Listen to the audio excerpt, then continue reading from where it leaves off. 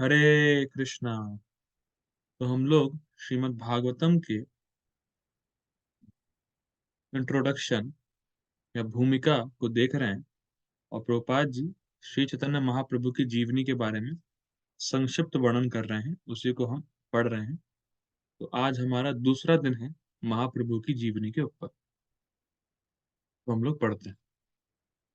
इस प्रकार श्री भगवान यानी कि चैतन्य महाप्रभु 1407 शताब्द में फाल्गुन पूर्णिमा की संध्या बेला के समय अवतीर्ण हुए और भगवत इच्छा से उस संध्या को चंद्र ग्रहण था। तो महाप्रभु फाल्गुन पूर्णिमा के दिन 1407 में अवतीर्ण हुए या उनका अवतरण हुआ या वो इस धराधाम इस धरातल पे आए और उस दिन चंद्र ग्रहण था। तो चंद्र ग्रहण क्यों था, अब इसको प्रभुपाद जी समझा रहे हैं। ग्रहण के समय में हिंदू जनता द्वारा गंगा नदी में या किसी अन्य पवित्र नदी में स्नान करने और शुद्धि के लिए वैदिक मंत्रों का उच्चारण करने की प्रथा है। अतएव जब भगवान श्री चैतन्य का जन्म चंद्र ग्रहण के समय हुआ, उस समय संपूर्ण भारतवर्ष हरे कृष्णा कृष्ण कृष्ण हरे हरे, हरे राम राम राम हरे हरे की दिव्य ध्वनि से गूंज रहा था। तो यानी कि इससे हमें ये मालूम चलता है कि चैतन्य महाप्रभु के आने का बाह्य कारण था नाम प्रचार करना। इसीलिए वो चंद्र ग्रहण के दिन आए। तो तो ये हिंदुओं के समाज में प्रथा है कि चंद्र ग्रहण के दिन हरे कृष्ण महामंत्र या भगवान के नाम का कीर्तन किया जाता है। तो जब चैतन्य महाप्रभु अवतीर्ण हुए तो सारा हिंदू समाज हरे कृष्ण महामंत्र को गा रहा था और मुसलमान लोग हिंदुओं का मजाक बनाने के लिए हरे कृष्ण महामंत्र कर रहे थे। तो बेसिकली जब चैतन्य महाप्रभु इस धरातल पर आए तो पूरा जगत या पूरा भारतवर्ष हरे कृष्ण महामंत्र कर रहा था, भगवान के नाम का उच्चारण कर रहा था। और ध्यान दीजिएगा, फाल्गुन पूर्णिमा के दिन आए और पूर्णिमा के दिन चंद्र ग्रहण। ये और इंटरेस्टिंग है। पूर्णिमा में चंद्रमा पूरा रहता है और पूर्णिमा के दिन भी चंद्र ग्रहण। तो ये काफी स्पेशल है। ठीक है। श्री भगवान के ये 16 नाम अनेक पुराणों तथा उपनिषदों में उल्लिखित हैं और इस युग में तारक ब्रह्म नाम से वर्णित है। ये बहुत ध्यान से सुनिएगा कि जो हरे कृष्ण महामंत्र है वो इस्कॉन का महामंत्र नहीं। पहले ये समझिएगा। हरे कृष्ण महामंत्र इस्कॉन का महामंत्र नहीं। हरे कृष्ण महामंत्र का उल्लेख पुराणों और उपनिषदों में भैया मिलता है। और इस युग के लिए, कलयुग के लिए तारक ब्रह्म है। तारक ब्रह्म का मतलब क्या होता है? देखिए, तारक मतलब होता है तारने वाला या पार करने वाला। तो तारक नाम जो होता है वो आपको मुक्त करने वाला होता है और एक पारक नाम होता है जो आपको प्रेम देने वाला होता है। तो हरे कृष्ण महामंत्र इस कलयुग के लिए तारक ब्रह्म है। मतलब जो भी व्यक्ति इस युग में हरे कृष्ण महामंत्र का उच्चारण करेगा वो पार हो जाएगा, भगवान के धाम चला जाएगा। ये शास्त्रों में वर्णन है। ठीक, आगे पढ़ते हैं। शास्त्रों का अभिमत है कि यदि श्री भगवान के इन पवित्र नामों का निरअपराध भाव से जप कीर्तन किया जाए तो इससे पत जीवों का भव बंधन से उद्धार हो सकता है। क्या कहने का मतलब है? मतलब ये है कि भगवान का नाम भगवान बनने के लिए नहीं करना। सेकंड दीजिएगा। हाँ, तो मतलब यहाँ पे ये है, जब यहाँ बोला जा रहा है निरपराध भाव से जब कीर्तन किया जाए तो इसका मतलब ये है कि भगवान का नाम भगवान बनने के लिए कभी नहीं लेना है। जैसे ये नहीं सोचना है कि राम राम करके मैं राम बन जाऊंगा। तो प्रभुपाद जी इसको समझाते हैं कि निरअपराध भाव से जप करने का मतलब है कि आप भगवान का नाम भगवान बनने के लिए नहीं कर रहे, फर्स्ट पॉइंट। और दूसरा, भगवान के नाम को बेच नहीं रहे, पैसे के लिए नाम जप नहीं कर रहे। देखिए बहुत इंपॉर्टेंट है। भगवान का नाम पैसे कमाने के लिए नहीं लेना है, पहली चीज़। और दूसरा, भगवान का नाम भगवान बनने के लिए नहीं लेना है। यानी निस्वार्थ भाव से भगवान को प्रसन्न करने के लिए भगवान का नाम लेना है, ये निरपराध भाव से नाम जप करने का अर्थ है। और अगर आप इस प्रकार से जप करेंगे, निरपराध भाव से, तब आप इस भव बंधन से निश्चित मुक्त होंगे। ठीक, ये बहुत इंपॉर्टेंट है। क्योंकि आपको बहुत सारे लोग हरे कृष्ण महामंत्र करते हुए दिखेंगे, पर सब लोग निरपराध भाव से नाम जप करते हुए नहीं दिखेंगे, लेकिन नाम करते हुए दिखेंगे। ठीक है। भारत में तथा अन्यत्र श्री भगवान के असंख्य नाम हैं, और वे सभी समान रूप से उत्तम हैं, क्योंकि वे सभी पूर्ण पुरुषोत्तम भगवान के सूचक हैं। क्योंकि ये 16 नाम इस युग के लिए विशेष रूप से संस्तुत है, अतः लोगों को उनका लाभ उठाना चाहिए और उन महान आचार्यों के पथ का अनुसरण करना चाहिए, जिन्होंने प्रामाणिक शास्त्रों के नियमों का पालन करते हुए सफलता प्राप्त की है। देखिए, बहुत इंपॉर्टेंट है कि आप अपने मनगढ़ंत तरीके से हरिनाम नहीं कर सकते। बहुत इंपॉर्टेंट फैक्टर है कि आप अपने मनगढ़ंत तरीके से हरिनाम का उच्चारण नहीं कर सकते हैं। जैसे आप ये नहीं कह सकते, गौर निताई राधे श्याम जपो हरे कृष्णा हरे राम। ये अ, कुछ वृंदावन में कुछ ऐसे हैं परंपरा के लोग जो इस प्रकार से नाम जप करते हैं, पर आचार्यों ने ऐसा नहीं किया। तो ये बहुत इंपॉर्टेंट फैक्टर है कि हर युग का एक तारक मंत्र होता है। तारक ब्रह्म मंत्र हर युग का होता है, तो इस युग का तारक ब्रह्म मंत्र हरे कृष्ण महामंत्र है, और हमें उसी को ही करना है। और हमारे जितने भी आचार्य हुए हैं, उन्होंने हरे कृष्ण महामंत्र ही किया है। शिला प्रभुपाद जी ने हरे कृष्ण महामंत्र किया, शिला प्रभुपाद जी गुरु महाराज ने हरे कृष्ण महामंत्र किया, भक्तिनाथ ठाकुर ने हरे कृष्ण महामंत्र किया, और सबको सिद्धि मिली है। तो आपको क्यों नहीं मिलेगी? प्रश्न ये है। सब हरे कृष्ण महामंत्र ही किए हैं, और अगर आप उन्हीं के पद चिन्हों पर चल रहे हो तो क्यों सफलता नहीं मिलेगी? तो ये बिल्कुल निश्चित हो जाना चाहिए कि अगर हम हरे कृष्ण महामंत्र कर रहे हैं तो हम निश्चित रूप से भगवान के पास जाएंगे। This is the guaranteed formula. ठीक है, आगे पढ़ते हैं। महाप्रभु का आविर्भाव तथा चंद्र ग्रहण का एक साथ घटित होना श्री भगवान के विशिष्ट उद्देश्य का सूचक है। यह उद्देश्य था इस कली कलह के युग में भगवान नाम कीर्तन की महत्ता का प्रचार करना। इस वर्तमान युग में छोटी छोटी बातों पर भी कलह होने लगती है। अतएव शास्त्रों ने इस युग के लिए अनुभूति के सर्व सामान्य मंच की संस्तुति की है, जो है जो है श्री भगवान के पवित्र नामों का कीर्तन करना। आगे पढ़ता हूं मैं तो समझाऊंगा। मनुष्य अपनी अपनी भाषा में तथा मधुर गीतों के द्वारा श्री भगवान की महिमा का गायन करने हेतु सभाएं कर सकते हैं, और यदि ऐसी सभाएं निरपराध भाव से की जाए तो यह निश्चित है कि सभी भाग लेने वालों को किसी कठिन विधि का पालन किए बिना ही क्रमशः आध्यात्मिक पूर्णता प्राप्त होगी। ऐसी सभाओं में सभी लोग, विद्वान तथा मूर्ख, धनी तथा निर्धन, हिंदू तथा मुसलमान, अंग्रेज तथा भारतीय एवं चांडाल तथा ब्राह्मण दिव्य ध्वनि को सुन सकते हैं, और इस प्रकार अपने हृदय के दर्पणों से भौतिक संसर्ग की धूल को साफ कर सकते हैं। तो बेसिकली मैंने बहुत कुछ पढ़ दिया। समराइज क्या है, प्रोपा जी क्या बोलना चाह रहे हैं? प्रोपा जी बोलना चाह रहे हैं कि महाप्रभु का चंद्र ग्रहण में आने का रीजन है कि सब लोग हरे कृष्ण महामंत्र करें, जबकि सब लोग कर ही रहे थे। फर्स्ट। दूसरा, सब लोग इकट्ठा होकर कीर्तन करें, लोग सभाएं बुलाएं, संकीर्तन हो, सब साथ में मिलकर नाम कीर्तन करें। और तीसरा, कि कलयुग जो है वो कलह और झगड़े का युग है। मतलब कलयुग में स्पेशल इफेक्ट है ये, कि जहां दो लोग आएंगे वहां झगड़ा होना है, और छोटी मोटी बात भी हो जाएगी। ये कलयुग का स्पेशल इफेक्ट है। तो ऑफेंसलेस चैंटिंग जब होगी, ऑफेंसलेस चैंटिंग का मतलब मैंने बताया, अभी बताया, कि भगवान का नाम भगवान बनने के लिए नहीं करना, और भगवान का नाम को बेचना नहीं है पैसे के लिए। अगर केवल इन दोनों अपराधों को छोड़ के कोई व्यक्ति नाम ले रहा है या सब लोग मिलके नाम ले रहे हैं, तो जो भी उस ध्वनि को सुनेगा उसका हृदय साफ होगा। हृदय साफ होने का मतलब लोगों को कभी कभी समझ में आता नहीं है।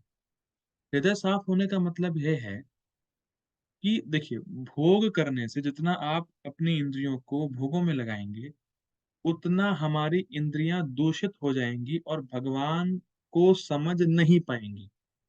जैसे सिंपल एग्जांपल, मैं प्रचार कर रहा था इंडिया में, एक डॉक्टर आया, डॉक्टर क्लास सुन रहा था। सिंपल सिंपल फंडा है। अब उसको मैंने बताया शरीर, और माफ कीजिएगा, इंसान और जानवर में क्या अंतर। सिंपल है। आहार निद्रा भय मिथुन कॉमन चीज है, और इंसान भगवान को समझ सकता है, जानवर भगवान को समझ सकता नहीं। Simple factor. उसको इतनी छोटी सी बात समझ में नहीं है, और बहुत बड़ी बड़ी मेडिसिन के बारे में उसको पता है। तो ये बहुत इंपॉर्टेंट फैक्टर है कि जितना हमारा हृदय गंदा होगा, भगवान के बारे में छोटी से छोटी बात भी समझ में नहीं आएगी। और उनसे पूछो आलू का दाम क्या है, तुरंत समझ में जाएगा, हाँ आलू का दाम पूछ रहे हैं। और छोटी से छोटी बात समझ में नहीं आएगी। पर वो जब जानते हैं कौन डॉक्टर था वो।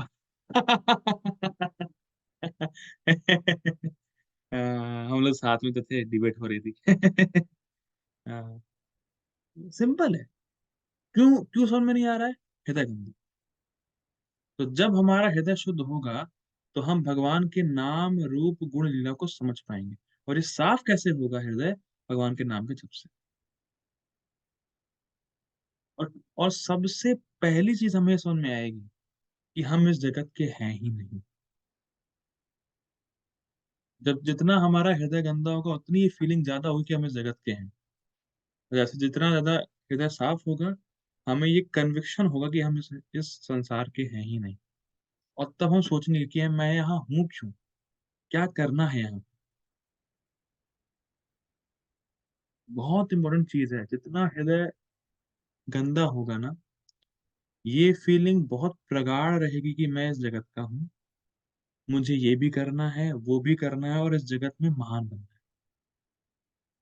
जबकि आप ये सोचिए, अगर बहुत सिंपल सा फैक्टर है, एक बंदे को पकड़िए, उसको बोलिए कि देखो भाई, आज से तुम जो है डीएम बन गए, खुश हो जाएगा।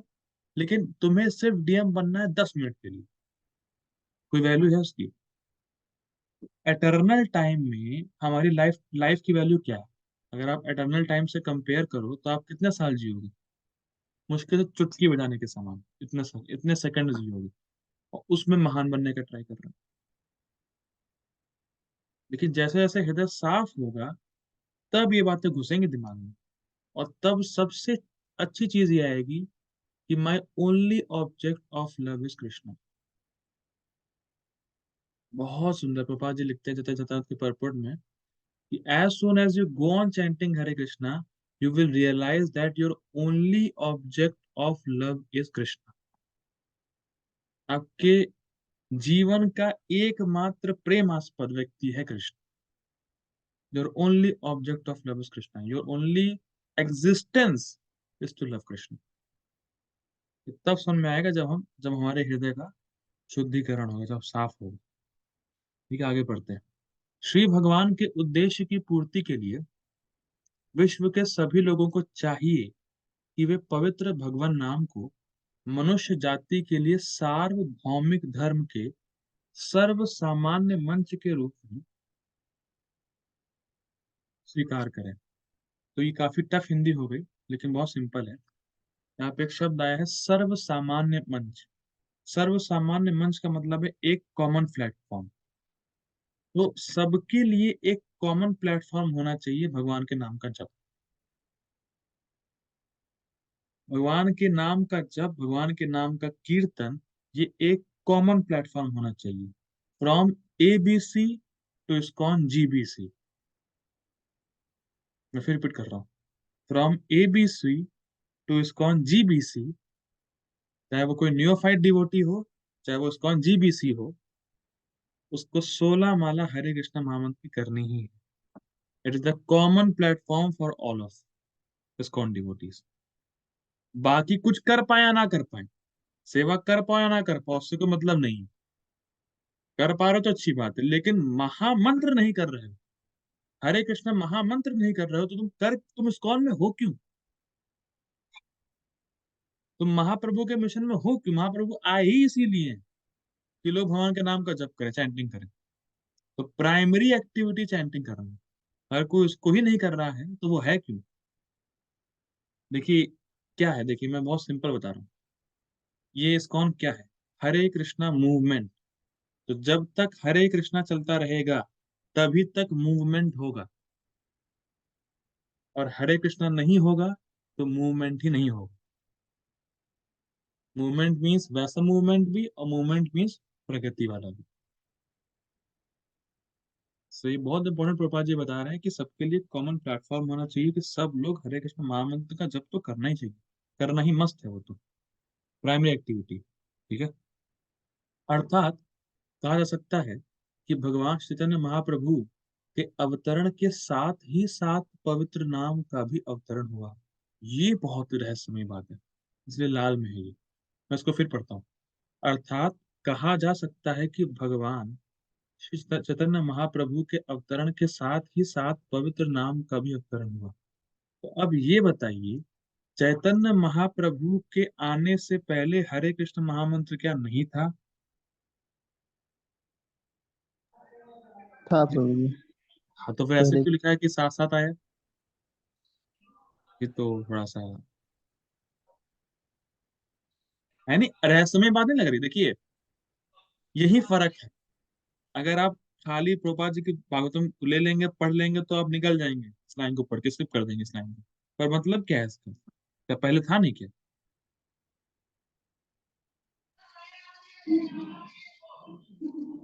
था उपनिषद में वो था हरे राम राम राम हरे था प्रभु जी, लेकिन वो नहीं, मतलब क्या कह रहे हैं प्रभु? आदि ग्राम संकीर्तन और इस सब मतलब स्प्रेडिंग इतनी अच्छे से नहीं थी जितना महाप्रभु ने किया था। मतलब चलिए। सॉन्ग के फॉर्म में, डांस के फॉर्म में, और सबको किसी भाव से भी, मतलब किसी को कुछ ना देखना, सबको बांट देना, हरि नाम संकीर्तन। करेक्ट। ये आपने 90% तो कर बोला है, ये वाला पॉइंट आपका बिल्कुल सही है। हम्म। जैसे वो एक एक वॉशरमैन वाली कहानी थी, वो कह हाँ। रहे थे। करेक्ट। बराबर।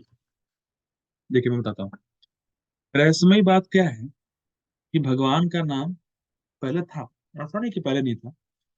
यहाँ पे क्या बोल रहे हैं कि साथ में आया, कि महाप्रभु इतने ज्यादा कृपालु हैं कि वो कुछ देख ही नहीं रहे हैं, सबको नाम देख के सबको कृष्ण प्रेम दे रहे हैं। देखिए नाम तो बहुत लोग पहले भी कर रहे थे, पर कृष्ण प्रेम नहीं दे पा रहे थे। लेकिन महाप्रभु आए और जब उन्होंने नाम संकीर्तन किया, तो जो भी उनके पद चिन्हों पर चलेगा, जो भी उनके फॉलोवर्स को फॉलो करेगा, उनको कृष्ण प्रेम मिलना ही है, मिलना ही है। ऐसा नहीं कि महाप्रभु की लीला खत्म हो गई, हम सब महाप्रभु की लीला में ही है। महाप्रभु ने क्या बोला? पृथ्वी तयाचे जत नगर आदि ग्राम सर्वत्र प्रचार हुए मोर नाम। तो क्या हम लोग भगवान के नाम का प्रचार नहीं कर रहे? हम लोग क्या दूसरों को बोले हरे कृष्ण महामंत्र करो? वो कर रहा है, तो हम लोग महाप्रभु की लीला में है कि नहीं? बहुत अमेजिंग है। महाप्रभु बहुत कृपा कर रहे हैं, और नाम कीर्तन के बाद प्रेम तो निश्चित है। महाप्रभु से पहले नाम था, पर प्रेम नहीं मिल रहा था लोगों को। लेकिन महाप्रभु स्पेशल मर्सी करके सबका उद्धार करने के लिए, अरे भैया, अब आप विश्वास नहीं मानोगे, एक मुसलमान था, श्रीवास ठाकुर है, महाप्रभु के जो पार्षद हुए, उनका टेलर था, टेलर, सिलने कपड़े सिलने वाला, वो मुसलमान था। तो उसने केवल तीन चीज बोली, नाम लिया, एक नाम ने कुछ तो नाम लिया, उसने हरे कृष्ण महामंत्र नहीं बोला, उसने बोला हरि नारायण, ऐसे कुछ बोला। महाप्रभु इतने प्रसन्न हुए कि उसको अपना रूप दिखा दिया महाप्रभु ने, कृष्ण का। हम बताइए, और कितनी कृपा। महाप्रभु कुछ नहीं चाहते हैं, महाप्रभु इतने ज्यादा कृपालु हैं, केवल चाहते हैं आप हरे कृष्ण महामंत्र लो। महाप्रभु बोलते हैं, कृतार्थ हुई ले आमी सुनाई ले हरि नाम। अरे मैं तो कृतार्थ हो गया, अरे मैं तो तुम्हारा ऋणी हो गया, मुझसे तुम कुछ भी करा लो, मैं तो तुम्हारे शरणागत हो गया। महाप्रभु बोल रहे हैं, क्योंकि तुमने नाम लिया। तो महाप्रभु आए और नाम आया साथ में, इसका मतलब है कि नाम में जो कृपा शक्ति है, स्पेशल मर्सी है कृष्ण प्रेम देने की, वो तब है। बहुत इंपॉर्टेंट फैक्टर। आगे पढ़ते हैं। अभी महाप्रभु, मुझे लगता है मैं बहुत, ठीक है कवर कर लूंगा। अभी महाप्रभु अपनी माता की गोद में ही थे कि जब जब उनके पास एकत्र महिलाएं पवित्र नाम का कीर्तन करती और तालियां बजाती, तो वे अपना रोना बंद कर देते। ये बहुत अच्छी लीला है कि जब महाप्रभु रोते तो वो चुप ही नहीं होते। अगर रो रहे हैं तो रोते ही रहेंगे जब तक आप हरिनाम नहीं लोगे। और जैसे ही हरिनाम लोगे, हरे कृष्णा, आप चुप हो जाएंगे। इस विशिष्ट घटना को समस्त पड़ोसी अत्यंत आश्चर्य तथा आदर के साथ देखते। कभी कभी छोटी लड़कियां श्री भगवान को रुलाने और फिर पवित्र नाम के जप द्वारा उन्हें चुप कराने में आनंद लेती। मतलब पहले रुलाएंगी, हरे कृष्णा बोल के चुप कर देंगी, फिर रुलाएंगी, फिर हरे कृष्णा बोल के चुप कर देंगी। इस प्रकार महाप्रभु अपने बाल्यकाल से ही पवित्र नाम की महत्ता का उपदेश देने लगे थे। देखिए, महाप्रभु रो रहे हैं और हरे कृष्णा महामंत्र सुनते ही चुप हो गए। तो चुप होने का मतलब क्या है? प्रसन्न हो गए। तो बेसिकली आप बिल्कुल फंडा समझ लीजिए क्लियर। अगर आपको चैतन्य महाप्रभु को प्रसन्न करना है, जस्ट चैंट हरे कृष्ण महामंत्र। Yes. और वो ये अपने बचपन से ही दिखा रहे हैं। As soon as you chant Hare Krishna mahamantra, कैसे भी आपके मुंह से निकल रहा है, बस महाप्रभु प्रसन्न होंगे। बाकी तो ग्रेडेशन आगे कितना आप गंभीरता से करेंगे, श्रवण करेंगे, तो आगे की बात नहीं। ठीक, आगे पढ़ते हैं। श्री चैतन्य बाल्यकाल में निमाई कराते थे। मतलब महाप्रभु के बचपन का नाम निमाई था। यह नाम उनकी प्यारी माता द्वारा रखा गया था, क्योंकि महाप्रभु का जन्म उनके पिता के घर के आंगन में उगे एक नीम के वृक्ष के नीचे हुआ। तो नीम के पेड़ के नीचे जन्म हुआ, इसीलिए उनका नाम रखा गया निमाई। ये एक कारण है। और दूसरा कारण क्या है कि नीम का पेड़ होता है डिसइंफेक्टेंट। मतलब माना जाता है कि अगर किसी को भूत पकड़ ले या किसी पे माता माता मतलब चिकन पॉक्स वगैरह हो जाए, तो नीम लगा के वो ठीक हो जाता है। तो ऐसा मानना था शची माता का, महाप्रभु की माता का, कि अगर मैं इसका नाम निमाई रखूंगी तो उसको भूत वगैरह नहीं पकड़ेंगे। अब वो तो जानती नहीं कि ये तो भगवान स्वयं है। उनका तो ये भाव है कि मेरा बेटा है, इसलिए निमाई रखा गया। नीम के पेड़ के नीचे जन्म हुआ, इसलिए निमाई रखा गया। और निमाई का दूसरा अर्थ है कि जो गलत या नेगेटिव एनर्जीज वगैरह महाप्रभु को नहीं पकड़ी। वो तो वैसे ही पकड़ सकती नहीं थी, बात ये अलग।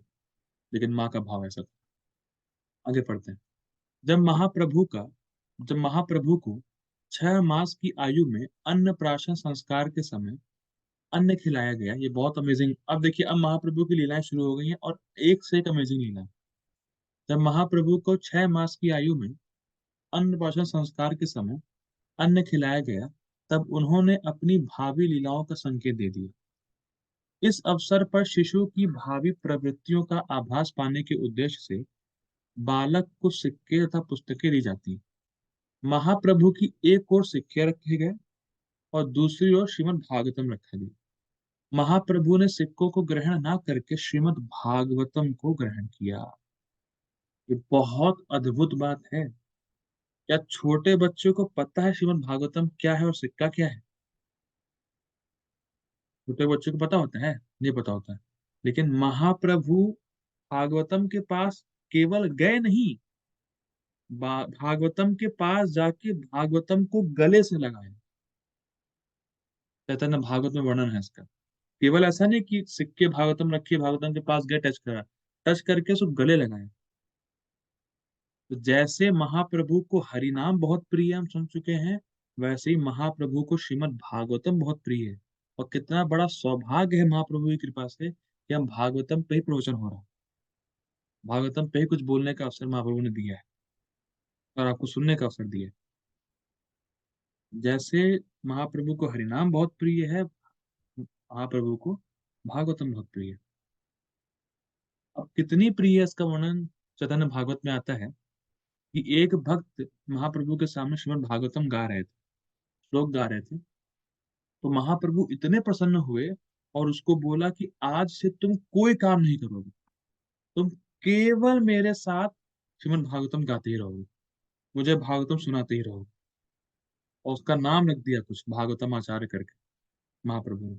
इतना महाप्रभु को पसंद है भागवतम कि को बोला कि तुम्हें और कोई काम ही नहीं करना है तुम्हें केवल भागवतम ही गाते रहना है मेरे सामने।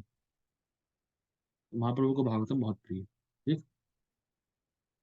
ओके। जब महाप्रभु बाल रूप में, अभी दूसरी लीला है, जब महाप्रभु बाल रूप में आंगन में घुटनों के बल चलना सीख ही रहे थे कि एक दिन उनके समक्ष एक नाग प्रकट हुआ और महाप्रभु उससे खेलने लगे।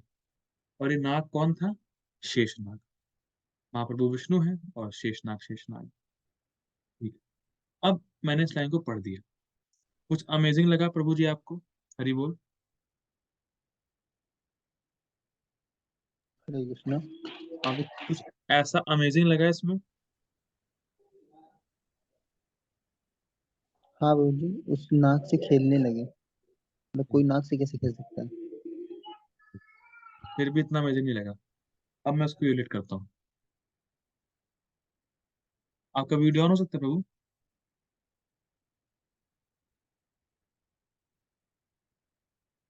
26 जनवरी है ना इंडिया में। मान लीजिए आपके घर में कोई बड़ा नाग आ जाए, तो क्या होगा रिएक्शन आपका? अफरा तफरी का अफरा तफरी, माहौल हो जाए। अफरा तफरी में हो जाएगा। अच्छा मान लीजिए आपके पापा ही नाक पकड़ के ले आए, आप डर जाएंगे नहीं डर जाएंगे? बहुत ज्यादा। बहुत ज्यादा डर जाएंगे, है नाग नाग लेके आए। ठीक। अब सोचिए एक छोटा बच्चा अगर नाग के साथ खेले तो कैसा लगेगा? आप तो बहुत बड़े हैं ना, मान लीजिए कोई हट्टा कट्टा व्यक्ति भी नाग को देखेगा भाग जाएगा। सही यहाँ बात। छोटा सा बच्चा नाग के साथ खेल रहा है तो कितने डर जाएंगे उनके माता पिता। अरे कोई प्लास्टिक का ही नाग लेके दिखा दे आपको डर जाएंगे आप एक्चुअल नाग की तो बात छोड़िए, कोई प्लास्टिक का ही बड़ा नाग ले आए आपके सामने, आप एक एक बार के डर जाएंगे। यहाँ तो यस बाबू जी। छोटा बच्चा जो चलना सीख ही रहा है वो नाग के साथ खेल रहा है, तो उसके घर वाले कितना डर जाएंगे। देखिए हम ये पढ़ के निकल जाएंगे, हाँ महाप्रभु खेलने लगे, पर रिलेट नाग था भाई वो। ठीक है। आगे पढ़ते हैं। घर के सभी सदस्य भय तथा आश्चर्य से स्तब्ध हो गए, किंतु थोड़ी ही देर के बाद सर्प चला गया और माता ने बालक को उठा लिया। ये शेषनाग थे, सिंपल। आगे पढ़ते हैं, तीसरी लीला। एक बार एक चोर उनके आभूषण छीनने के उद्देश्य से उन्हें चुरा ले गया महाप्रभु को, किंतु वे भयभीत नहीं हुए और उस मोहग्रस्त चोर के कंधे पर चढ़े चढ़े यात्रा का आनंद लेते रहे। यह चोर बालक को लूटने हेतु एकांत स्थान की तलाश में था, किंतु ऐसा हुआ कि वह चोर इधर उधर घूमकर फिर से श्री जगन्नाथ मिश्र के घर पहुंच गए और पकड़े जाने के भय से बालक को तत्काल वहीं पर छोड़कर भाग गए। क्या लीला है।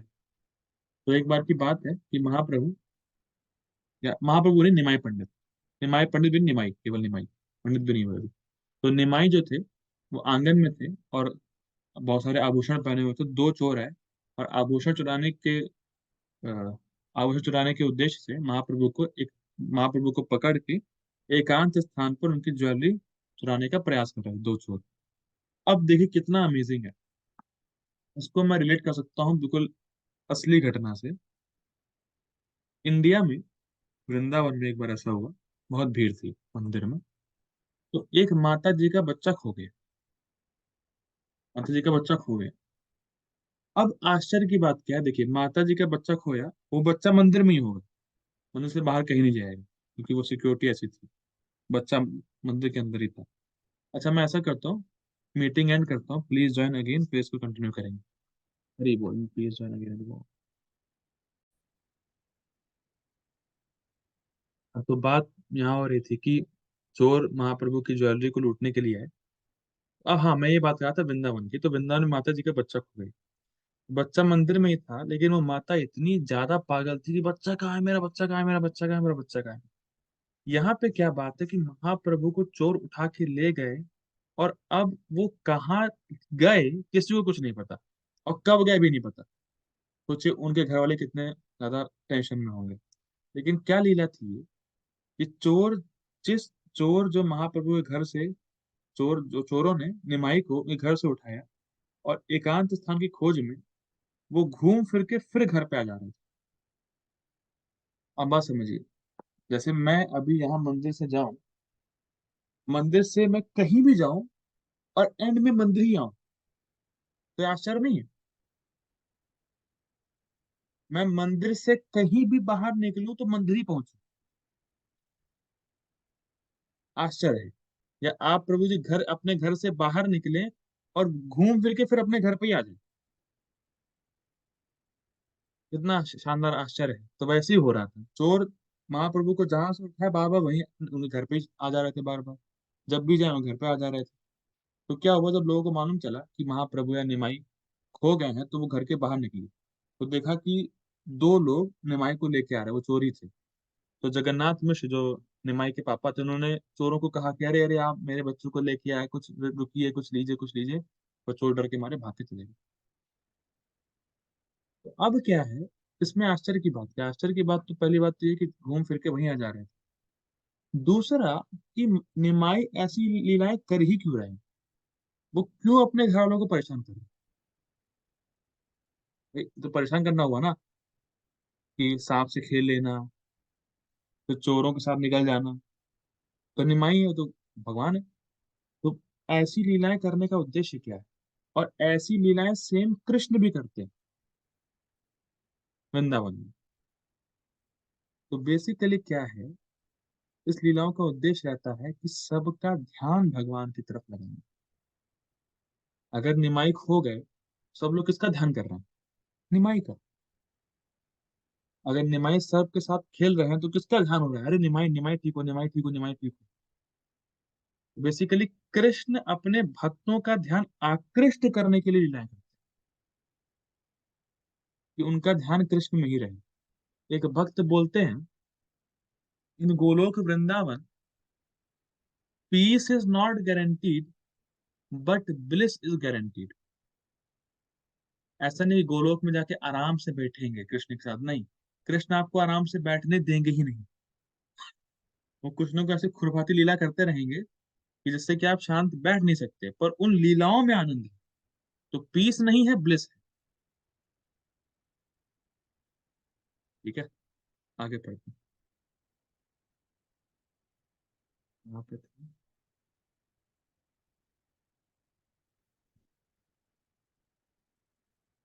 हाँ, यह चोर बालक को लूट, ये हो गया था, हाँ जगह मिल चुके। ठीक है, छोड़कर भाग गए। निसंदेह चिंतित माता पिता तथा परिजन खोए बालक को पाकर अत्यंत प्रसन्न हुए। आगे पढ़ते हैं। अब ये लीला और भी इंटरेस्टिंग है जो आने वाली है। एक बार एक ब्राह्मण तीर्थ यात्री श्री जगन्नाथ मिश्र के घर पधारा, और जब वह श्री भगवान को भोग अर्पित कर रहा था, तो महाप्रभु उसके समक्ष प्रकट हुए और उन्होंने वह भोग भोग ग्रहण कर लिए। मैं पहले सुनाता हूँ पूरी लीला, फिर मैं पढ़ दूंगा। तो हुआ क्या था, एक तीर्थ यात्री ब्राह्मण निमाई के घर पे आए, और जगन्नाथ मिश्र जो कि निमाई के पिताजी, उन्होंने उसका स्वागत किया। वो ब्राह्मण बहुत विरक्त थे, और केवल अपने हाथों से बना हुआ भोजन ही भगवान को ऑफर करेंगे और खाएंगे। कोई दूसरा उनके लिए बनाएगा तो वो ना खाएंगे ना ऑफर करेंगे भगवान को। तो जगन्नाथ मिश्र ने ही बोला कि ब्राह्मण, आप ऐसा करिए, आप हमारे घर आइए, हम आपको अनाज वगैरह दे देंगे, जो राशन है वो दे देंगे, आप खुद बनाइए और खाइए। तो उन्होंने बनाया भोजन, खाना बनाया, भोजन बनाया, और भोजन बना के उनके पास बाल गोपाल की डिटीज थे ब्राह्मण के पास। तो भोजन बना के बाल गोपाल को ऑफर किया, उनके विग्रह को ऑफर किया। तो जैसे ही ऑफर कर रहे थे, निमाई छोटे बालक के रूप में आए और उसको टच कर लिया, खा लिया। तो ब्राह्मण को गुस्सा आया, अरे अरे अरे, ये क्या कर दिया, अरे ये क्या, कौन है निमाई, अरे निमाई ने क्या किया है, छोटे बच्चे ने क्यों संभाल के रखते नहीं? वैसा हो गया। तो ब्राह्मण चिल्लाए। तो जगन्नाथ मिश्र महाप्रभु या निमाई को मारने के लिए दौड़े। तो ब्राह्मण ने कहा, अरे अरे, ठीक है ठीक है, अरे छोटा बच्चा है, ठीक है, आप संभाल के रखिए इसको, कोई नहीं कोई नहीं।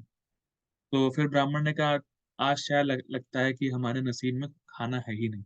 तो जगन्नाथ मिश्र ने कहा, अरे ऐसा मत बोलिए, आप ब्राह्मण, आप हमारे अतिथि हैं, आप बिना खाए कैसे रह सकते हैं, कैसे मत करिए, आप दोबारा बनाइए, हम दोबारा राशन देंगे।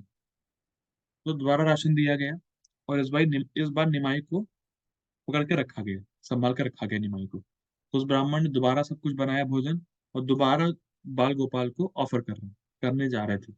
ऑफर के लिए ध्यान ध्यान मतलब प्लेट रखी, ध्यान में मग्न हो गए, और फिर निमाई पता नहीं कहाँ से भाग के आए, टच कर लिया दूसरी बार।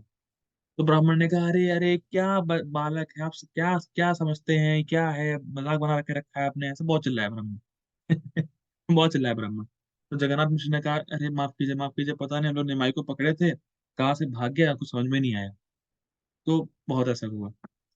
फिर ब्राह्मण ने कहा, अब ना मुझे भोजन बनाना, ना ऑफर करना है, आज ना मैं खाऊंगा, ना मेरे गोपाल खाएंगे, कोई नहीं खाएंगे। तब क्या हुआ, उस समय विश्वरूप, जो कि चैतन्य महाप्रभु के बड़े भाई थे, यानी बलराम जी थे।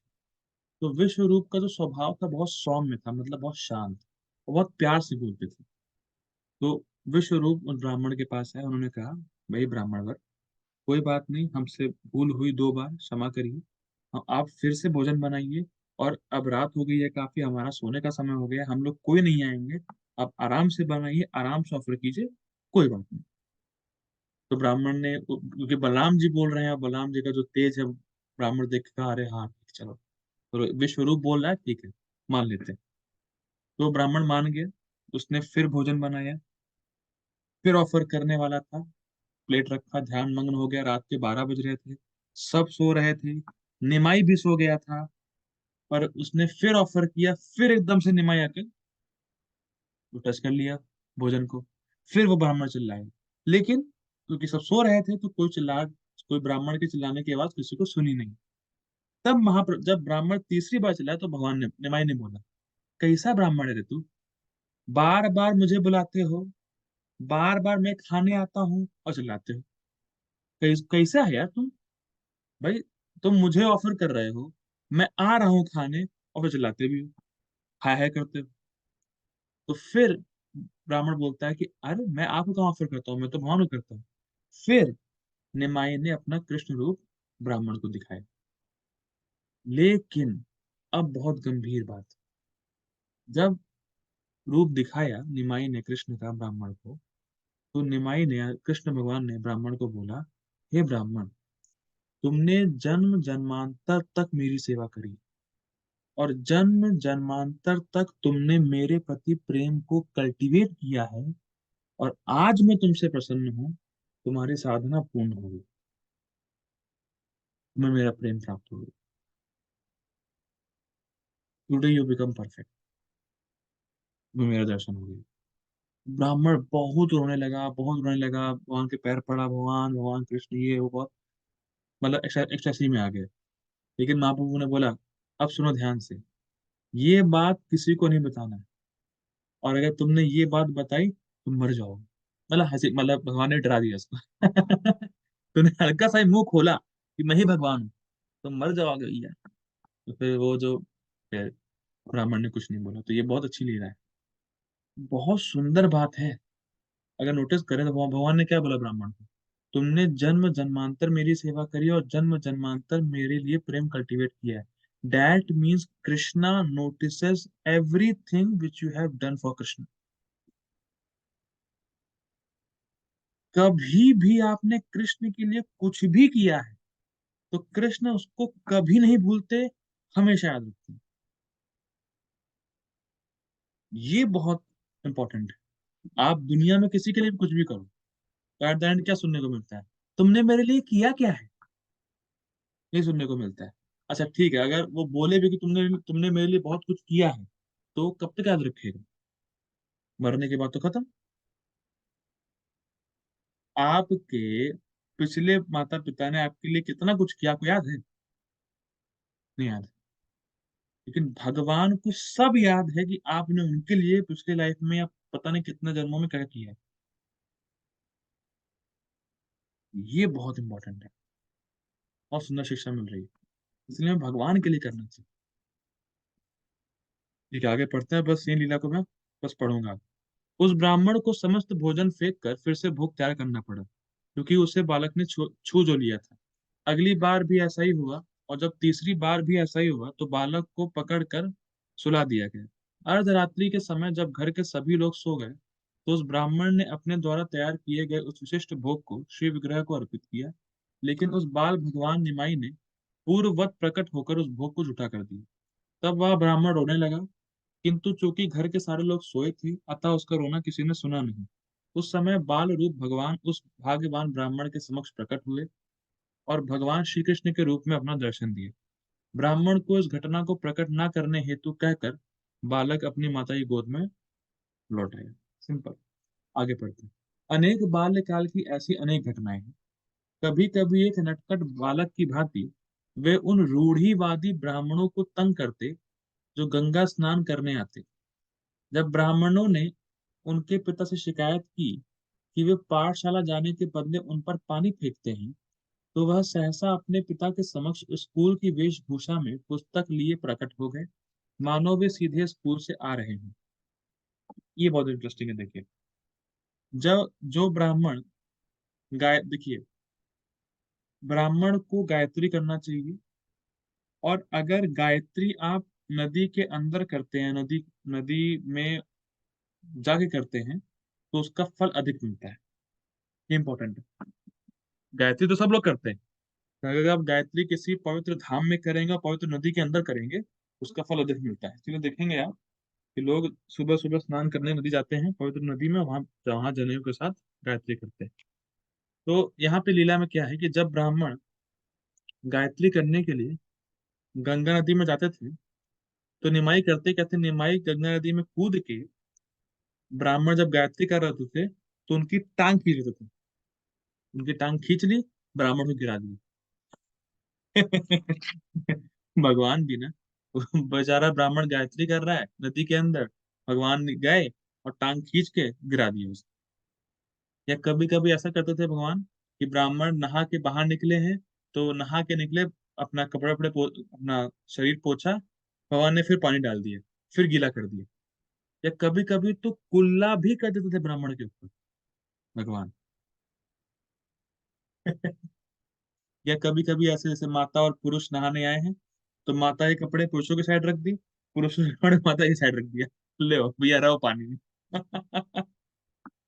तो जब ऐसे भगवान करते थे, तो अब क्या हुआ कि ये लोग गए जगन्नाथ मिश्र के पास शिकायत करने के लिए। अब देखिए कितना अमेजिंग है भगवान। जैसे ही वो लोग शिकायत करने आए, तो अब क्या है कि भगवान पहले ही पहुंच गए। भगवान पहले पहुंच गया, भगवान स्कूल ड्रेस में है, उनके हाथ में वो है, मतलब बैग है, किताबें हैं और हाथ में इंक लगी है। अब एक सिंपल सी बात बताइए, अगर जैसे मैं पानी से नहा के आया हूँ, तो मैं गीला रहूंगा कि नहीं रहूंगा? बताइए प्रभु। अगर मैं जस्ट नदी में हूँ और नदी से बाहर निकला हूँ, तो मैं गीला रहूंगा नहीं रहूंगा? बाल गीले रहेंगे, चेहरा गीला रहेगा, शरीर गीला रहेगा। लेकिन महाप्रभु का क्या है, अभी जस्ट गंगा नदी में है और जस्ट घर पहुंच गए, सूखे हैं और हाथों में इंक लगी हुई है। भाई अगर आप नदी में हो तो इंक तो लगेगी नहीं, इंक तो छूट जाएगी। लेकिन अभी गंगा नदी में है और एकदम से वहां पे है, अपने घर पे, और ड्रेस पहने हुए हैं, सूखे हैं भी। क्योंकि देखिए सिंपल है, जैसे अभी मैं नहीं नहाया हुआ हूँ, पहले नहाया हुआ था, अगर मैं जस्ट नहा के आऊंगा तो कुछ ना कुछ लगता है कि हाँ ये चलो नहा के आया है। हल्के बाल कितना भी आप पोंछ लोगे, कुछ ना कुछ हल्का शाइनिंग मारेंगे, गीला रहेगा, या कुछ कुछ पानी लगा रहेगा। लेकिन महाप्रभु का क्या है, अभी जस्ट गंगा नदी में है और अभी जस्ट सूखे, और हाथों पे इंक भी लगी हुई है। ऐसा लगता है कि वो अभी जस्ट स्कूल से ही आ रहे हैं। वहां वहां से खुरापाती करी, घर पहुंच गए, तो किसी को शक भी नहीं हुआ। अमेजिंग। अब आगे और करते हैं महाप्रभु कुछ ना कुछ। वे स्नान घाट में पड़ोस की उन लड़कियों से परिहास करते रहते जो अच्छा पति पाने के उद्देश्य से शिव की पूजा करने में व्यस्त रहती। हिंदू परिवारों में कुमारियों में यह सामान्य प्रथा है। जब वे ऐसी पूजा में व्यस्त रहती तो महाप्रभु चंचलता पूर्वक उनके समक्ष प्रकट होकर कहते, मेरी प्रिय बहनों, तुम शिव की भेंट के लिए जो कुछ लाई हो वह मुझे दे दो। शिव मेरे भक्त हैं और पार्वती मेरी सेविका है। कुछ अमेजिंग लगा? क्या लगा मुझे? अच्छा, अब सुनिए। अच्छा, आप ही बोलिए, बोलिए बोलिए। शिव जी महाप्रभु के भक्त हैं। वो तो है, तो आश्चर्य क्या लगा आपको उसमें? शिव जी कैसे भक्त हो सकते हैं, मतलब वो। तो है ही, होना क्या, वो तो महाप्रभु के भक्त है ही। मैं सिंपल, देखिए सिंपल। लेट्स से अगर मैं ये बात बोलूं, शिव जी मेरे भक्त हैं, पार्वती मेरी सेविका है, आप क्या बोलोगे? पागल हो गए हो, झूठ बोल रहे हो तुम। या आपको लगेगा कि अरे ये तो बहुत उद्दंड आदमी है, मतलब वो घमंडी आदमी है। देखिए क्या है, महाप्रभु भले भगवान है, पर जिन लड़कियों से मजाक कर रहे हैं उनके लिए लड़का है वो। कॉमन मैन है, कॉमन लड़का है, कॉमन 16 साल का लड़का है, छोटा बच्चा है। तो अब क्या है, जब वो ये बोलते थे कि शिव शिव की पूजा क्या कर रहे हो, शिव तो मेरा ही भक्त है, पार्वती मेरी सेविका है। तब क्या है, लड़कियों लड़कियां, कुछ तो लड़कियां मजाक बनाती है निमाई का, वो कुछ कहती है कितना उद्दंड है, कितना घमंडी है, कैसा लड़का है। तो ये रस है, ऐसे पढ़ के निकलने में रस नहीं है। उसको रिलेट करिए कि कोई भी कॉमन बंदा, अगर आपको ये कोई छोटा लड़का आपके पास कल है, 10 10 साल का लड़का, और ये बोले, मान लो कोई शिव उपासक है, कल कल कोई छोटा लड़का है उसके पास और बोले, शिव की पूजा क्यों करनी है, शिव तो मेरा भक्त। तो कैसा लगेगा आपको? अरे यार क्या बोल रहा है, पागल हो गया है। तो वैसे ही समझिए, लड़कियां ही करती थी, अरे यार पागल है क्या, नहीं माई क्या बोल रहे हैं।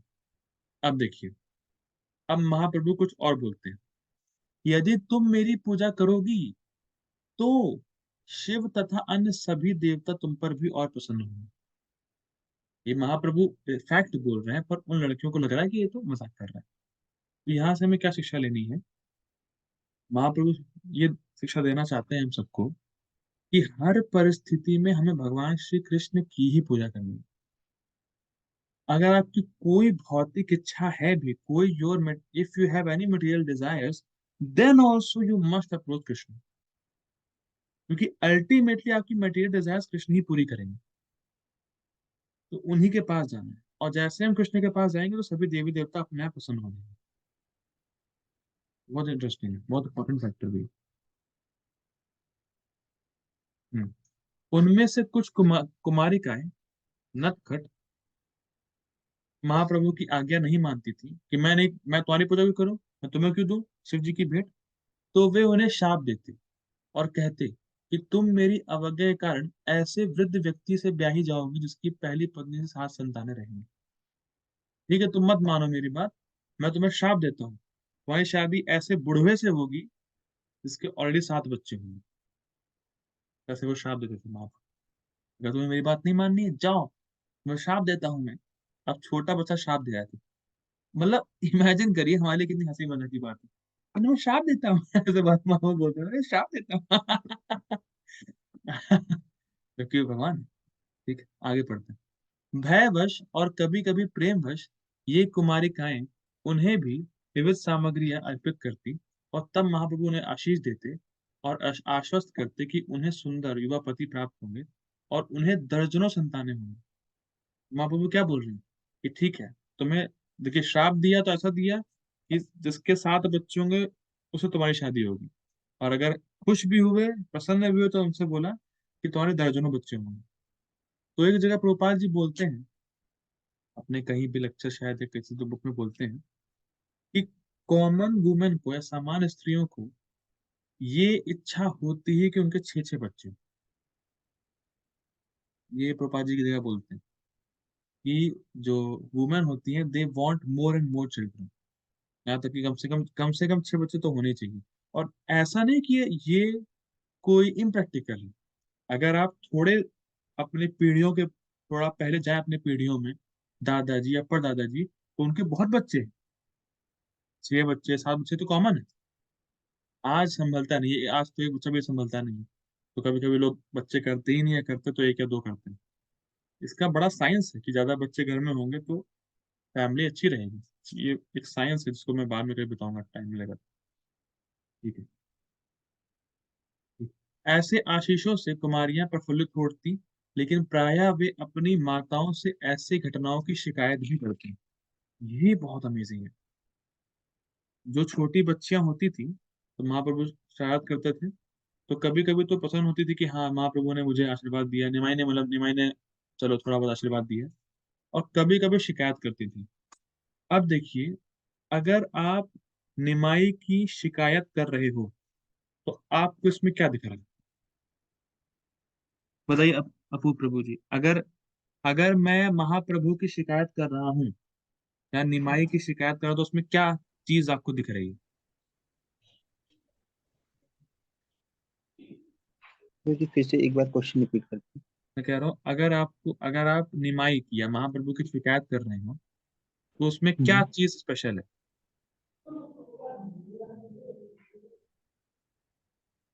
स्पेशल है कि स्पेशल ये भगवान है। हाँ, करेक्ट। करेक्ट, ये बहुत बढ़िया पॉइंट है। स्पेशल ये है कि वो भगवान गौर कथा है। गौर कथा मतलब अगर आप भगवान की शिकायत कर रहे हो मतलब आप भगवान के बारे में बोल रहे हो। और भगवान के बारे में बोलने से भगवान के प्रति प्रेम बढ़ेगा, क्योंकि जिसके बारे में आप जितना बोलोगे उससे आपको अपना प्रेम बढ़ता है, या उतना आपका मन वहां रमता है या जाता है। सिंपल। महाप्रभु ने इस प्रकार अपना बाल्यकाल बिताया। थक गए कि आगे चलना है? थक गए, चलना है? ठीक है, थोड़ा सा रह गया बस। जब वे मात्र 16 वर्ष के थे तब उन्होंने अपनी निजी चतुष्पाठी विद्वान ब्राह्मण द्वारा चलाई जाने वाली ग्रामीण पाठशाला आरंभ की। तो जब महाप्रभु 16 साल के हो तो उन्होंने अपना ही एक स्कूल खोला। ठीक। वे इस पाठशाला में व्याकरण पढ़ाते समय भी केवल भगवान श्री कृष्ण की व्याख्या करते, मतलब हर चीज को भगवान श्री कृष्ण से रिलेट करते महाप्रभु। बाद में महाप्रभु को प्रसन्न करने हेतु श्रील जीव गोस्वामी ने एक संस्कृत व्याकरण तैयार किया, जिसमें व्याकरण के सारे नियमों को श्री भगवान के पवित्र नामों के उदाहरणों द्वारा समझाया गया। एक बुक है, प्रभा जी बोल ही रहे हैं आपको। यह व्याकरण अब भी प्रचलित है। यह हरिनाम अमृत व्याकरण के नाम से प्रसिद्ध है और बंगाल की पाठशालाओं के पाठ्यक्रम में स्वीकृत है। तो महाप्रभु को संस्कृत लैंग्वेज पढ़ाने का बहुत वो थे, एक्सपर्ट थे उसमें महाप्रभु संस्कृत लैंग्वेज में। तो जीव गोस्वामी जो कि महाप्रभु के डिसाइपल हैं, तो जीव गोस्वामी महाप्रभु को प्रसन्न करने के लिए उन्होंने भी संस्कृत ग्रामर की एक बुक लिखी, जो कि है हरि नाम अमृत व्याकरण। और उस व्याकरण उस ग्रामर में जितने भी रूल्स हैं वो भगवान के नाम ही है। मतलब ऐसे तरीके से डिजाइन किया है जीव गोस्वामी ने कि आप कोई भी व्याकरण के रूल पढ़ोगे तो भगवान का नाम ही है। और जीव गोस्वामी इतने जबरदस्त स्कॉलर थे। और बीएचयू जो जो बनारस में यूनिवर्सिटी है, तो उस यूनिवर्सिटी में जीव गोस्वामी का एक अलग सेक्शन ही है लाइब्रेरी में, बीएचयू में। और जीव गोस्वामी इतने स्कॉलर थे कि उन्होंने ऐसे 4 लाख श्लोक बनाए भगवान श्री कृष्ण के लिए। अगर आप ऐसे पढ़ोगे तो भी सेम, उल्टा पढ़ोगे तो भी सेम। ऐसे करोगे तो कृष्ण, ऐसे करोगे तो राम। नहीं नहीं, एक ही जैसे जैसे एग्जाम्पल, शिक्षा गुरु का दास गदाधर दास, ऐसे पढ़ोगे तो भी सेम, ऐसे पढ़ोगे तो भी सेम। ऐसे सेम आएगा, कहीं से ही पढ़ो। ठीक है, तो अब क्या है, अब केशव काश्मीरी की लीला हम जानते हैं, लेकिन फिर इसको रिलेट करते हैं। इसी समय केशव काश्मीरी नामक एक महान काश्मीरी पंडित शास्त्रों पर शास्त्रार्थ करने हेतु नवद्वीप आया। यह पंडित दिग्विजयी था और वह भारत के सभी विद्या केंद्रों का भ्रमण कर चुका था। अंत में वह नवद्वीप के पंडितों से शास्त्रार्थ करने आया था। और केशव काश्मीरी की खास बात यह थी कि वो हाथी पर चलता था और बहुत गर्वीला, बहुत घमंड था वो, उसने सबको हरा रखा है, केशव काश्मीरी। तो अंत में वो नवद्वीप आया। नवद्वीप के पंडितों ने काश्मीरी पंडितों के साथ प्रतियोगिता में निमाय पंडित को प्रस्तुत करने का निश्चय यह सोच कर किया कि यदि निमाई पंडित पराजित हो गए तो उन्हें शास्त्रार्थ करने का एक और अवसर मिलेगा, क्योंकि निमाई पंडित तो अभी एक बालक ही थे। और यदि काश्मीरी पंडित पराजित हो गए तो उनकी गरिमा में और वृद्धि होगी, क्योंकि तब लोग यही कहेंगे कि नवदीप के एक बालक ने ऐसे विजेता पंडित को पराजित कर दिया जो भारत भर में विख्यात थे। तो बेसिकली क्या हुआ, केशव काश्मीरी नवदीप आए, तो लोगों ने कहा कि भाई केशव काश्मीरी से शास्त्रार्थ करने के लिए निमाय पंडित को चुनो, क्योंकि निमाय पंडित 16 साल का है। तो अगर 16 साल के लड़के ने केशव काश्मीरी को हरा दिया तो बस नवदीप का नाम आगे हो जाएगा। और अगर केशव काश्मीरी ने निमाय पंडित को हरा दिया तो बात ये होगी 16 साल के बच्चे को तुमने हराया, बड़े को हराओ तो एक और मौका मिलेगा। ये उनकी सोच थी नवदीप के लोगों की। संयोगवश ऐसा हुआ कि गंगा के तट पर टहलते हुए निमाई पंडित की भेंट केशव काश्मीरी से हो गई। महाप्रभु ने उससे गंगा की प्रशंसा में संस्कृत का एक श्लोक रचने हेतु कहा। ये बहुत ध्यान दीजिएगा, केशव काश्मीरी और निमाई पंडित आपस में मिले गंगा के तट पर, और महाप्रभु ने सिर्फ इतना, निमाई ने इतना बोला कि आप इतने बड़े स्कॉलर हैं, गंगा की ग्लोरिफिकेशन में कोई एक श्लोक बता दीजिए या एक श्लोक बना के बता दीजिए। उस पंडित ने अल्प समय में ही 100 श्लोक बना लिए और उन्हें आंधी की गति से सुनाकर अपने विस्तीर्ण पांडित्य का प्रदर्शन किया। आप में से कोई ऐसा व्यक्ति है जो एक श्लोक खुद बनाए? कोई है ऐसा जो एक श्लोक बनाए? जो बने बनाए श्लोक है वो तो याद होते नहीं। जो बने बनाए श्लोक है वो तो याद होते नहीं है, और हम एक श्लोक खुद बनाएंगे। और यहाँ पे केशव काश्मीरी ने 100 श्लोक बनाए। और ठीक है, चलो बनाए 100 श्लोक, चलो ठीक है, बहुत ही कम समय में बनाए, ये भी ठीक है। और उसको आंधी की गति से सुना दिए, मतलब ऐसे फट फट फट फट बोल रहा था, गोलियां चल रही हैं, ऐसे सुनाया उसने, बहुत तेजी सुना। ठीक। निमाई पंडित ने सारे श्लोक बिना किसी त्रुटि के तत्काल कंठस्थ कर लिए। जैसे अब इसको रिलेट करिए, जैसे मैं अभी क्लास में 5 श्लोक लगातार बोलूं और आप उस श्लोक को नहीं जानते हो, तो क्या आप उसको तुरंत सुनते ही याद कर लोगे? बताइए। नहीं नहीं नहीं नहीं नहीं भूल। कम से कम आप बोलोगे भैया कम से कम एक श्लोक को 5-6 बार रिपीट करिए, तब थोड़ा बहुत समझ में आया कि आप बोल क्या रहे हैं। बोलना चाहते क्या है आप? और वहां केशव काश्मीरी ने 100 श्लोक पूरे बनाए। फर्स्ट पॉइंट, आंधी की गति से बोला, इतना फास्ट बोला कि मजा आ गया। और महाप्रभु ने, निमाय पंडित ने उन सारे श्लोक को एक ही बार में सुनते हुए याद कर लिया। अब ये तो कोई आश्चर्य है ही नहीं कि भगवान से ही स्मृति आती, भगवान से ही ज्ञान आता है। मत्ता स्मृति ज्ञानम अपोहनम च। तो उन्होंने याद कर लिया तो कौन सी बड़ी बात, वो तो भगवान के तो है ही। अब क्या हुआ देखिए, उन्होंने 64वें श्लोक को उद्धृत करते, महाप्रभु ने, निमाय पंडित ने, उसकी, अब देखिए सिंपल, जैसे सिंपल इसको समझिए, रिलेट करिए, मैं थोड़ा सा और लीला में जाऊंगा, प्रवेश करूंगा।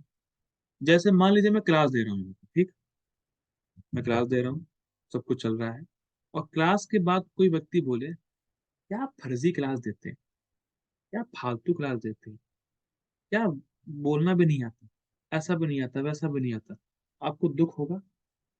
मुझे तो दुख होगा, अरे यार ट्राई कर रहा हूँ, ये लोग मजाक मजाक बना रहे हैं, बेइज्जती कर रहे हैं। अब क्या है, केशव काश्मीरी पहली बात तो पूरे भारत में सबसे जीत के आया, पहला पॉइंट।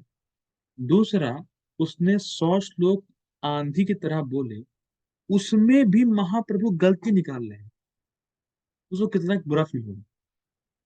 और जबकि महाप्रभु गलती निकाल रहे हैं, और जो महाप्रभु के स्टूडेंट्स हैं, जो बच्चों को पढ़ाते हैं, वो सब वहां हंस रहे थे केशव कश्मीरी को।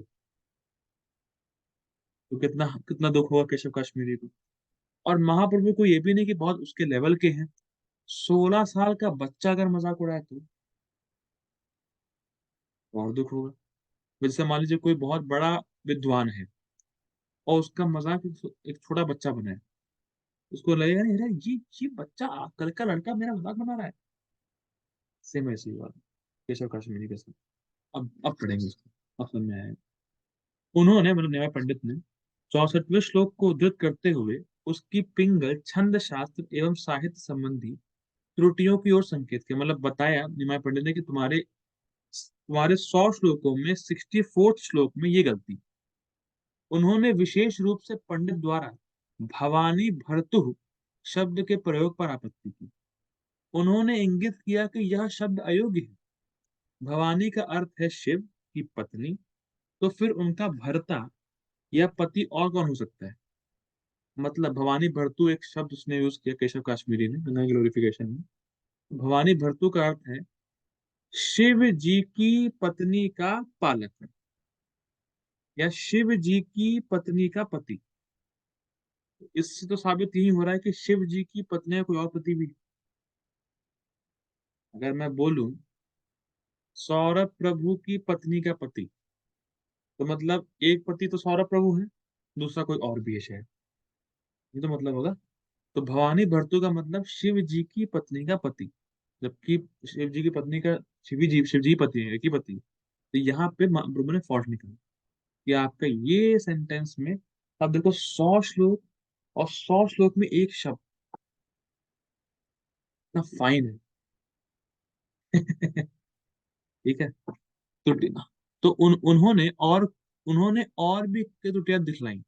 मतलब ये भी बोला, वो महाप्रभु ने बोला, निमाय पंडित ने बोला कि गलती तो बहुत सारी है लेकिन एक छोटी सी मैं बता दे रहा हूँ।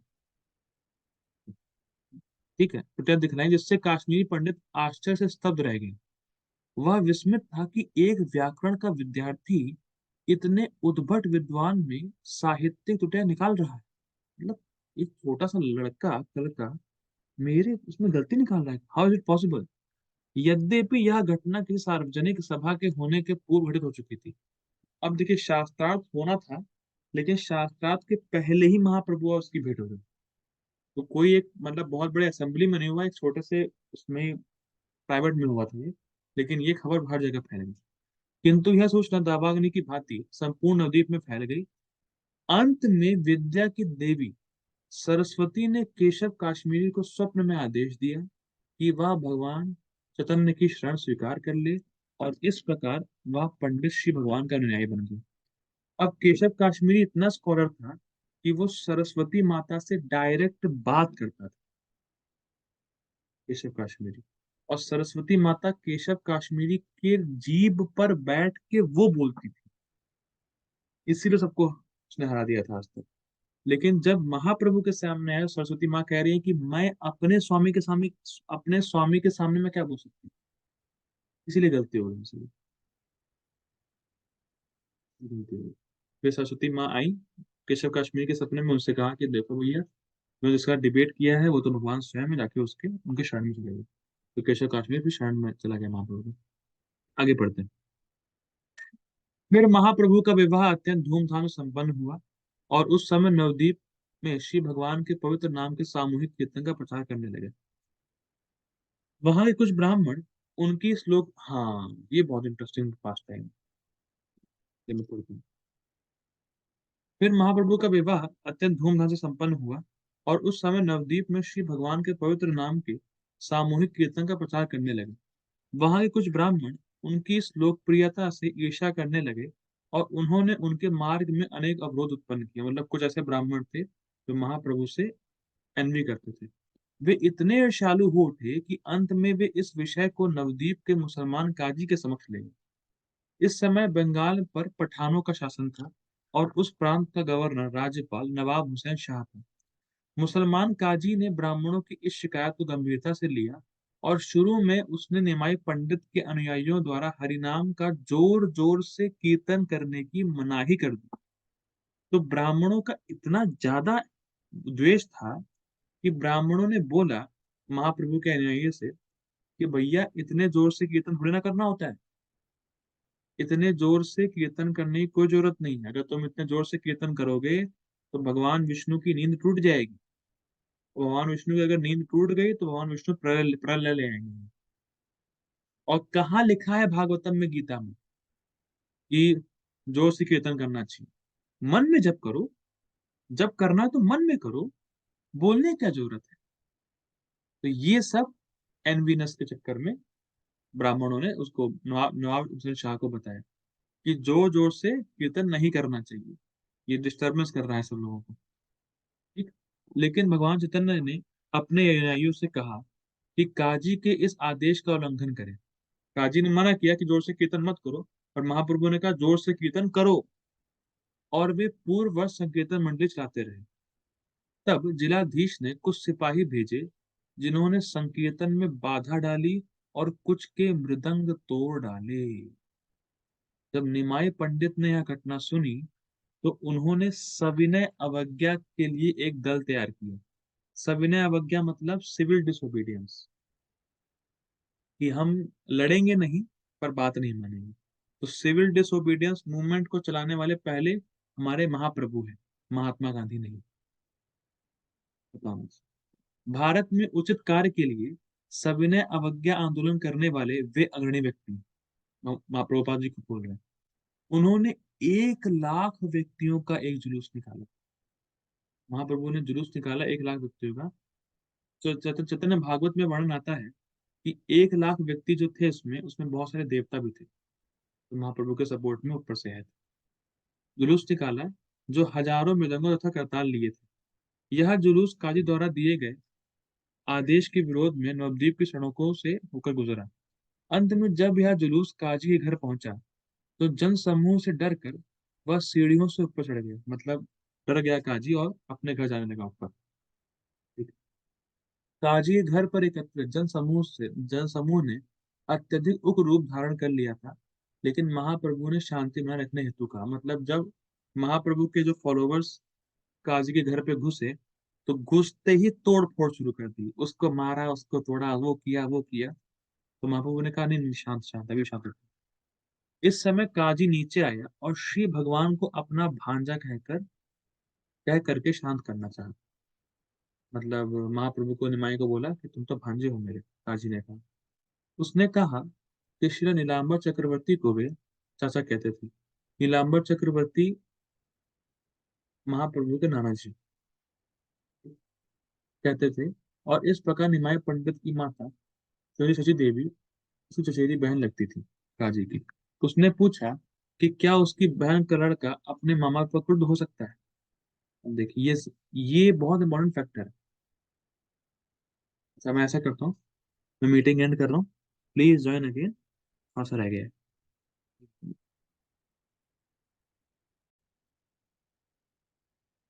हरे कृष्णा।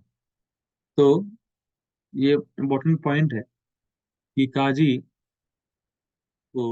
ने महाप्रभु को बोला, तुम तो मेरे भांजे हो, तुम मुझ पर गुस्सा करोगे? तो इस पर महाप्रभु ने उत्तर दिया, यदि काजी उनके मामा हैं तो उसे चाहिए कि वह अपने द्वार पर अपने भांजे का स्वागत करे, क्योंकि काजी डर के मारे ऊपर भाग रहा है। तो महाप्रभु ने बोला कि अगर आप मुझे भांजा मानती हो तो आपको तो स्वागत करना चाहिए मेरा, आप भाग क्यों रहे थे? इस प्रकार यह विवाद समाप्त हो गया और दोनों विद्वानों ने कुरान तथा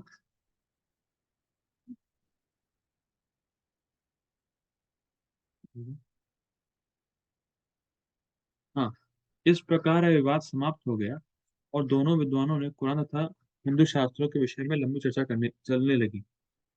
महाप्रभु ने गोवध का प्रश्न उठाया और काजी ने कुरान का संदर्भ देते हुए सही सही उत्तर दिया। मतलब महाप्रभु ने काजी को बोला कि आप, गाय तो हमारी माता है और बैल हमारे पिता है, तो आप गाय को कैसे मार सकते हो? कुरान में क्या लिखा है? तो काजी ने बताया कुरान में 2 मार्ग है, प्रवृत्ति मार्ग और निवृत्ति मार्ग, जो कि हमारे शास्त्रों में भी है। और निवृत्ति मार्ग में किसी भी प्राणी की हत्या करना कुरान में मना है, काजी ने बोला है। बदले में काजी ने भी महाप्रभु से वेदों में गो में यज्ञ के विषय में प्रश्न पूछा। तो काजी ने भी कहा कि आपके यहाँ भी तो गो हत्या होती है यज्ञ में।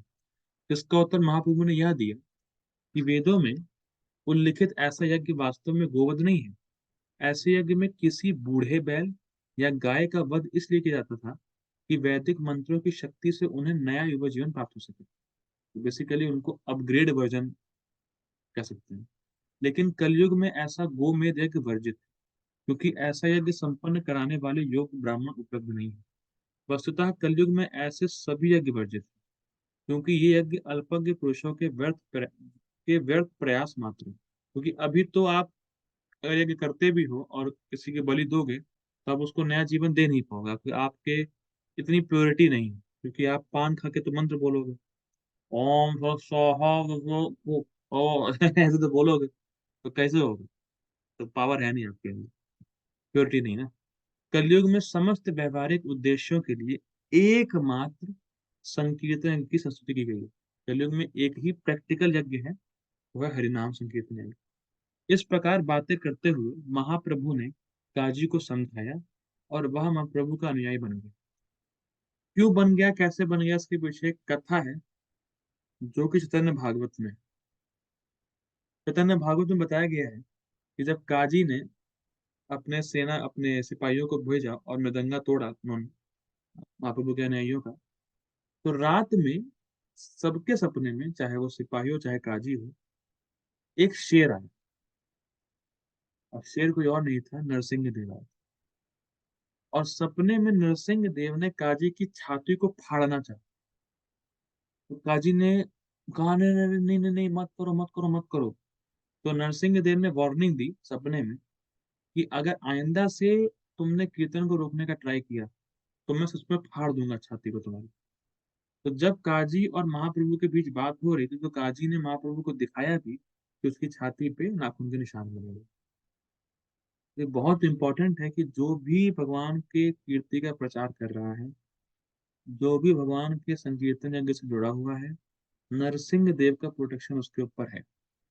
किसी ने कुछ भी आड़ा टेढ़ा किया तो नरसिंह देव फाड़ देंगे उसको। ये प्रैक्टिकल एग्जाम्पल दिखता है। तो इसीलिए कभी भी भक्तों को डरना नहीं चाहिए किसी भी चीज से, क्योंकि भगवान का डायरेक्ट प्रोटेक्शन उनके ऊपर है। ठीक है। तत्पश्चात काजी ने घोषणा की कि महाप्रभु द्वारा प्रवर्तित संकीर्तन आंदोलन में कोई बाधक ना बने, और अपनी बाद की पीढ़ी के लिए भी वह यह आदेश अपनी वसीयत में छोड़ता गया कि कभी भी काजी के जितने भी आगे आने वाले जितने भी लोग होंगे, कोई भी महाप्रभु के कीर्तन को टच नहीं कर सकता। और काजी की समाधि आज भी मायापुर में है, नवद्वीप में है। और लोग लोग मतलब उसको प्रणाम करते हैं काजी को। ठीक।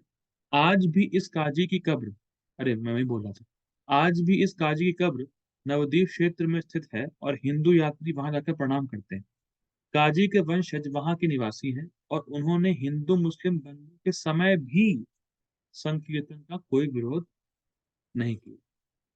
तो ठीक है, आज हम लोग यही रुकते हैं। महाप्रभु की लीलाएं तो बहुत ज्यादा हैं। देखिए, भगवान का पूरा वर्णन कोई नहीं कर सकता, जितना प्रभुपाद जी ने हम लोग के लिए छोड़ के रखा है भूमिका में। तो एक एक लीला को हम लोग समझने का प्रयास करेंगे, एक एक शब्दों को समझने का प्रयास करेंगे।